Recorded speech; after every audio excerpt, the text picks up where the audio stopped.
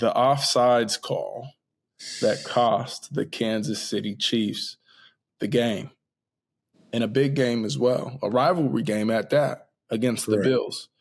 And what was a crazy play with passing it to Patrick Mahomes to Kelce across the middle, Kelce taking it, making one guy miss, and then passing it all the way across the field. Behind him, too, a nice ball. Receiver over there who then scampers in for the touchdown, but it was a flag and called back because that same receiver was lined up offsides.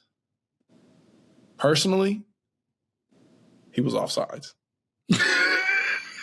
I don't care. Yeah. Patrick Mahomes freaked out on the sideline like it was a huge thing, but like the dude was clearly offsides though.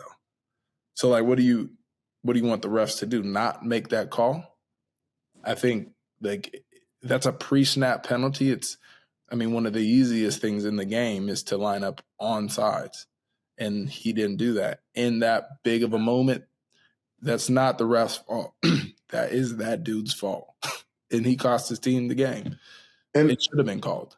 And that's the thing. I don't even know that, like, I know receivers do the whole, like, check with the ref thing. But I think that's just to tell you if you're on the ball or off the ball or, like, things like that. And, like, if you offsides, bro, like, you offsides. Like, I don't think he had to tell you. Like, ain't nobody looking out there at the referee. The DNs telling DN, hey, back up. When you in the neutral zone, he threw the flag immediately. Like, it wasn't like he held the flag. Like, it sucks. But me as a defender, it also sucks, like, rallying to the ball and seeing somebody throw a damn lateral and you just doing what your coach so, I was kind of happy it was instant karma. I was kind of happy they didn't have that damn moment. Like what do you say as a coach if that happens to you? If that play works out, what do you say? Like, guys, next time don't run to the ball. Right. Like everybody knows. So, hey, man, like you said, the easiest thing is to stay on sides, especially on offense, because you know the snap count. You know what's going on. You don't got to get crazy in that neutral zone. There's no reason for you to be that far. There's no reason. Offensive tackles cheating back, everybody cheating back, but you the one standing over the ball. Yeah. Well, to your point, it's like if a defensive lineman or an outside linebacker jumps off sides in that same moment or lines up off sides or in the neutral zone, the ref's going to make that call and say that was an incomplete pass, right? And they would have been off the Bills would have been off the field. Okay, flag was thrown, move it up 5 yards, and Chiefs get another go at it. But it wouldn't have been this whole drama. So it's like, all right, now that it's on the other side of the ball, it's the same thing. It shouldn't be this big deal.